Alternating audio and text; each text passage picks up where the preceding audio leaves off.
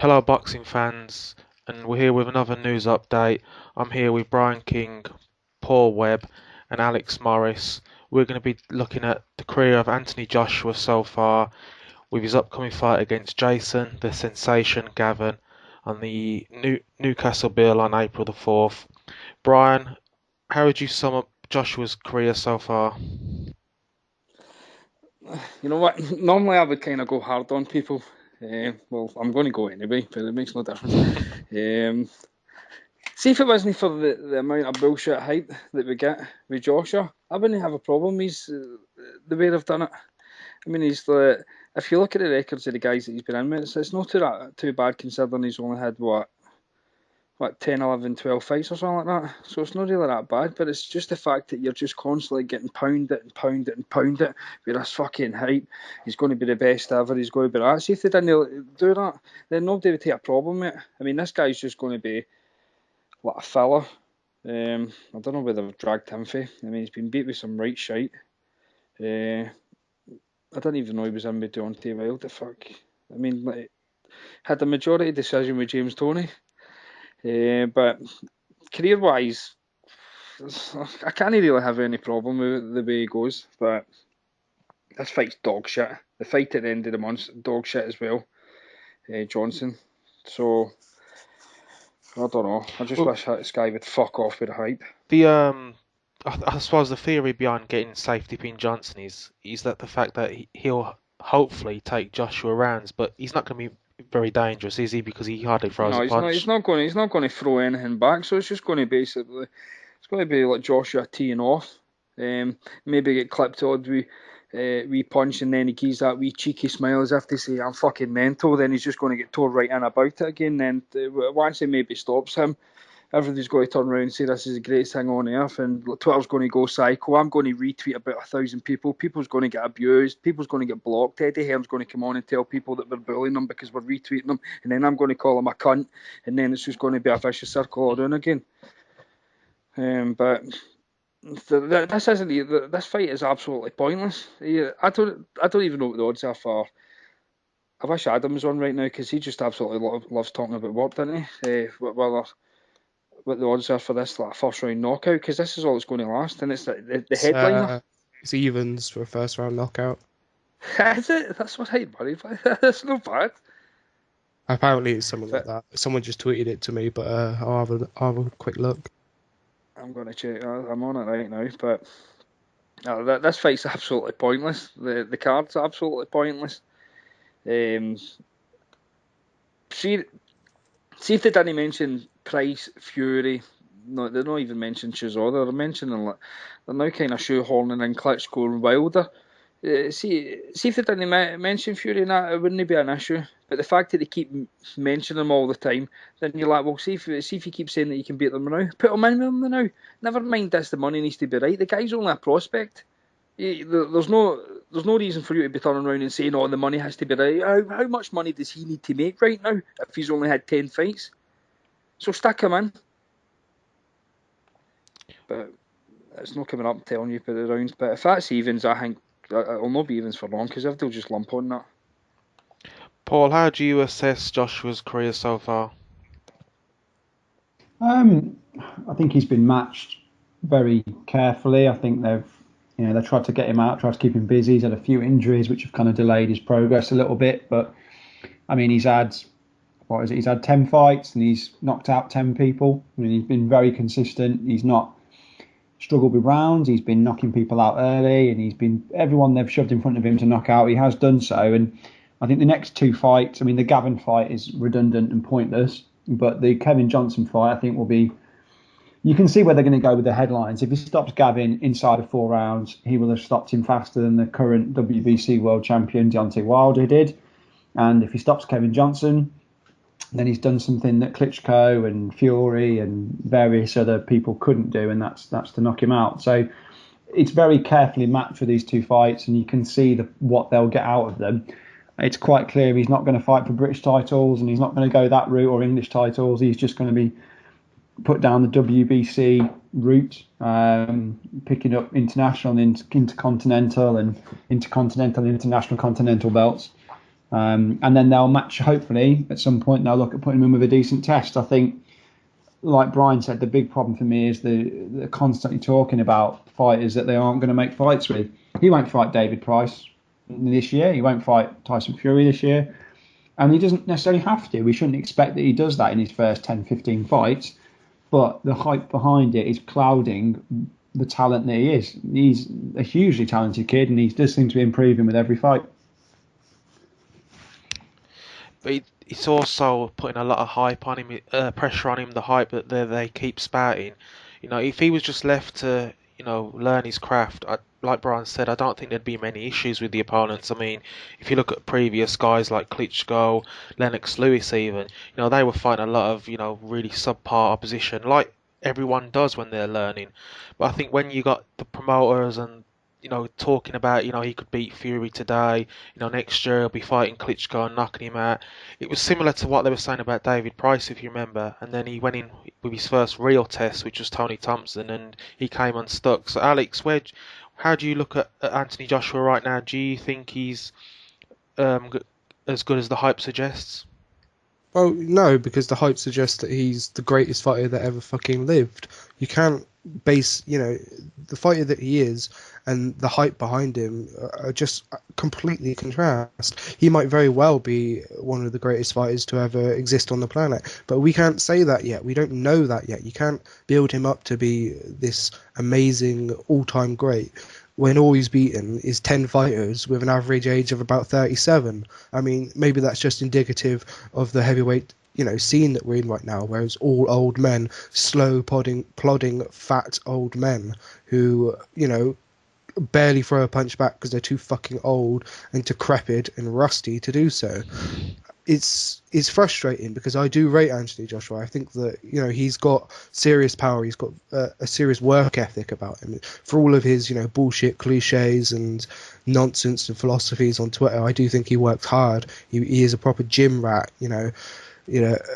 Less said about any extra supplements he might be taking, the better. But I think that he trains hard, he works hard, and I think he genuinely wants this. But it's just the unbelievable, cringeworthy nonsense behind him that really puts me off, and it's putting off a lot of other people as well. I mean, yeah, maybe it's just us lot, maybe it's the hardcores that don't like this being forced onto us, who don't like someone telling us what we're supposed to like. We've got eyes, we can see that this guy's a good fighter. We can make our own decisions. We don't need to be told by Barry Hearn that he's got the fucking punch of Ernie Shavers and the speed of Ali and the fucking jab of Larry Holmes. We don't fucking need someone patronising us. And it's just embarrassing. He looks a Hollywood superstar. Yeah, I mean, who gives a fuck? I'm not going to shag him up the arse. I don't care what you think he looks like. It's just pissing me off. That's the problem, though. I mean, when your promoter is, all in the interviews saying, he's ready for Fury right now. Eventually, I mean, we're asking the questions. Well, why is he fighting the likes of, the guys he's fighting, Jason, the Sensation, Gavin? Eventually, the Joshua fans are going to come around to the same kind of thing. You're telling us he's ready for these guys, and yet you're putting him in with these guys. So either the hype has to, come down a bit, or they're going to have to match him. And I think that, again, I can see the price comparison there, because the hype was getting so much. He was bombing everyone out, but he was bombing out guys who he was meant to bomb out, really, because he's a powerful guy. And I think that he went from the Audley Harrison and Matt Scoutons to a tested veteran like Tony Thompson, who in reality, if David Price was as good as the hype, he should have beat him, but it was just a jump too much. And I mean, Brian, can you see them doing that with Joshua at all? I mean, who do you see him being matched with? Who do you see him being matched with should he beat Safety Pin? And who do you want to see him matched with? Well, firstly, Gavin get beat with Sprott, who get beat with Audley Harrison. Just leave that to you, yeah? Setbacks are comebacks. But are you David saying you Price, want to see Gold Rush? Are you saying you want to see Audley make his miraculous return? It's got to happen. Could you picture that Gold Rush with Frampton, Quigg, then you've got Kell Brook, Amir Khan on the one card, you've got Froch, fucking GGG. The cult would love it. Hinky, imagine that, just a big fucking super fight like at Nebworth where there's about 250,000 people at it. It'll be dynamite. Alex would still stream it. Oh yeah, definitely. Team stream forever. But I don't think there's anything other than the David Price fight that makes sense. I mean, they've got these ties now to like Germany, and they've gave them all these TV dates. Why not make the fight? Price looks absolutely fucking atrocious these days. It was like his last fight, he looked terrible until he knocked the guy out. So it's not like surely the Saudi ones are wanting to cash him in at some point. And Price And has, not, obviously Price they has need been a bit of calling for it. backhander because he grows. Aye, Price is wanting it. So both of them have got a bit of power. Price has got a shaky chin. I do believe that Josh has got a bit of dodgy chin. I'm positive he's fucking hiding something there. Why not make the fight? It makes sense. Stick it in Liverpool, it'll be a sellout. We know for a fact it'll be on pay-per-view. Everybody will think it's magic. Stick it on 400 quid ringside. Here we go, VIP, loudy, get out there. Well, this is the thing that pisses me off, is that they've built Joshua up into this great hype force that he does sell against absolutely anyone. We've seen that, look at this Newcastle show where he is basically the headline now, and loads of people are just excited to go and see him. They stuck him on the Bellew cleverly as the co-headliner. He's the one that a lot of people go to watch, so he will sell regardless of who it is, so they should stick him in with the prices. See, when they turn around and say that he's not had many amateur fights and all that, so he's not had much experience, well, does that not kind of flip at the total opposite side? That he didn't need that much amateur experience to win a gold, that he didn't really win, but regardless of that, when people turn around and say, look how far ahead like, the likes of Lomachenko is, look at Verdejo, look how far ahead they are in their careers and stuff like that, but they've had loads of amateur experience. Well, this guy's not had a load of amateur experience, and he's already won a gold, so he should be further ahead than most people anyway. He shouldn't have been in the fight there, this shite. I think you're right. I mean, I've been lucky. I've seen Joshua live, I think 5 or 6 times, and the crowd interest in him is massive. I mean, absolutely huge. There are very few fighters who generate that kind of excitement at the moment. I've seen Luke Campbell fight several times live, and he has a good backing. But countrywide, you could put Joshua on in Southampton, in Newcastle, in Liverpool, in London, and he's still going to get a huge amount of crowd support. So that's why they've got to be. Was that a humble experience? No, it was very humble, and he stayed humble, and he stub-hubbed all the way. Well, Paul, let's say he does what everyone expects, and he beats Safety Pin. Maybe Safety Pin will throw a couple of jabs around. Who would you like to see him in after that? I think if we want to progress him quickly, I think you put him in with David Price. I think there's a reason why he won't take the Price fight, or he might not rush into that. There's been obviously, you always get these sparring stories, but the very strong stories that when he was in the Olympics, Price sparked him. And a lot of people have said that. So there may be that hard. And one thing with David Price, he is still, in my opinion, the heaviest hitting heavyweight. I think he punches at just as hard as Wilder, just as hard as Klitschko. He just doesn't have any form of defence. So I think that's a fight that can be made. I think that's a fight that makes sense for the summer. But there isn't a rush. He's had 10 fights. You said it earlier, but you look at the record of who Lennox Lewis and similar Olympians fought at that stage of their careers. Lewis didn't fight anyone decent until he fought Gary Mason. I think that was like 16, 17 fights in. So let's not rush him. The problem is it's the people behind him, like you say, let's throw him in with Klitschko now. And it's like, well, do it then and see how far you get. And the answer will be not very. And if you look at Deontay Wilder, I mean, people would say that the first test he faced was Bermane Stiverne when he won the title. I mean, can you see him going that route? Just keep fighting these, guys who don't really pose much risk. I mean, David Price, Brian said earlier, he's looking atrocious lately. But one thing, he has got a punch on him, and that would be the first real danger to Anthony Joshua, because he's See, big the difference like him. between Joshua and Wilder is the fact that they're wanting Joshua on pay-per-view as soon as possible. Wilder, they didn't need that. He didn't need to be on pay-per-view, but they need him on pay-per-view at some point, so they're going to need to put him in with somebody. And the problem with David Price is that if Joshua knocks out David Price, he deserves a massive amount of credit for it, but he won't get it. He won't get it because everyone will he'll get it offline. I'll not do it online. Yeah, if he beats Price, that's a huge win. The problem is, if he doesn't, then it will be almost like people say, "Oh, that's game over with him," when it wouldn't be at all. Like I said, I think David Price would beat Tyson Fury if you put them in the ring together now. I think he is that good on the right night, and I think that's a fight that I think is still too early for Joshua. But I think the way Hearn disrespects him, I think a Price and talked him down after his fight in Germany. I think it's a logical fight to make happen. my problem with Price is that, you know, he does look atrocious, and I think he's mentally shot. I think he's scared to pull the trigger now. I think that it takes him about, well, in his last fight, it took him about 6 or 7 rounds to just start throwing that right hand, and obviously when it landed, it just put the guy out cold, because that's what David Price's right hand does. I just think he's mentally shot, and if he goes up against another big puncher like Joshua, someone who's very intimidating and in you know, beyond that hype, I think he'll shit himself before he even gets in the ring, and he'll get blasted out in the first couple of rounds. And that's why I think that although it's a very important fight for him to have and a good fight to have, I think any criticism of that would be justified, because I really don't think that Price offers anything back unless he just windmills, and that's what he should do. If he's mentally shot, just windmill the cunt. He's going to get sparked out, but you know, he might land. And you know, he should be fighting these people. You know, Joshua. A lot of people say, well, he's didn't have the resumes of Lennox and Klitschko at this stage. You know, he's got better resumes, but you know, Klitschko and Lennox didn't have the same hype that Joshua's getting. They didn't get people telling them that you know, they're going to rule the heavyweight division for the rest of their lives. They didn't get people. Fuck fear. Well, yeah, they didn't get all this absolute nonsense building him up. If they keep saying, you know, Hearn says, "Oh, don't push him ahead too fast." They're the ones pushing him ahead too fast by constantly building up. His second documentary in fucking 10 fights is utterly ridiculous, and I think that they just need to cool down on it. Otherwise, the people, his fans that they're trying to build up, are going to get too far ahead of themselves, and they're going to demand too much of him, and it will fall apart because they can't keep up with the demand, and through either them not wanting to because they're trying to protect him, or or they've not got enough money to do it, and it's going to upset a lot of people. Okay, I'll go to Brian first. What are your predictions for the Jason the Sensation fight and the safety pin fight?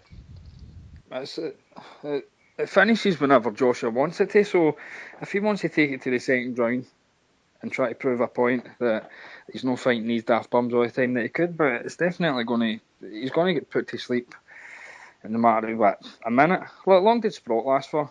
Was that about a minute? Round, wasn't it? Yeah, so this is going to basically be the same. This guy's fucking about on trains and all that. I think he's Harry Potter. We're floating about taking pictures and posting them on Twitter. Who gives a fuck? Get in the gym and train, you big lazy bastard. What about Kevin Johnson? Will he be the first to stop him? Aye, definitely. I thought, see, when I seen a picture of him not long ago, doing the face-to-face, I thought it was fucking Notorious B.I.G. They just thought I was fat cunt me a bonnet. Paul, what about you? The predictions for the Gavin and the safety pin fight? I think that Gavin going 4 rounds with Wilder will be the indicator, and I think that Wilder carried that fight for a few rounds. Yeah. I think Joshua gets him out whenever he wants. I think he gets to the second round, and then I think he puts him away, unless, like I said, the show is that poor that they are going to try and drag a few rounds out of him. But he doesn't need the rounds; he just needs to knock people out and impress people. So I reckon second round stoppage for Gavin, and Johnson.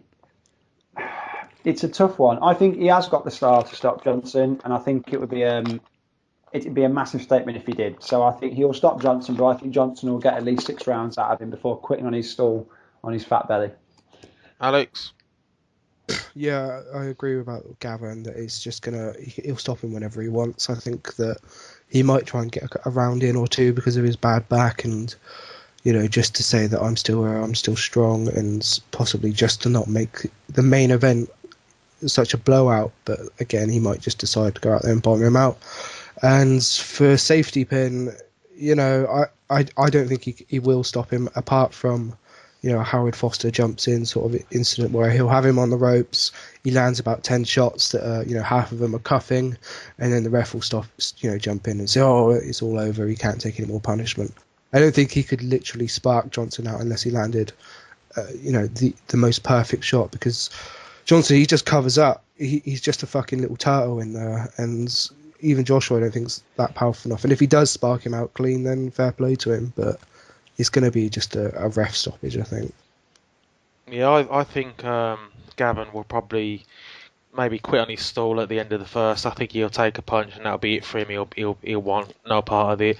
And I actually think safety pin will go the 12. Is it 12 rounds or whatever it is? I reckon he will go the distance. I think he's just so ultra cautious. He won't look to engage at all, and I think Joshua will be happy to go the 12, because then they could say, look, he has got the stamina and all this bollocks. So yeah, I think Safe Pin will Has do Joshua had a 12-round fight?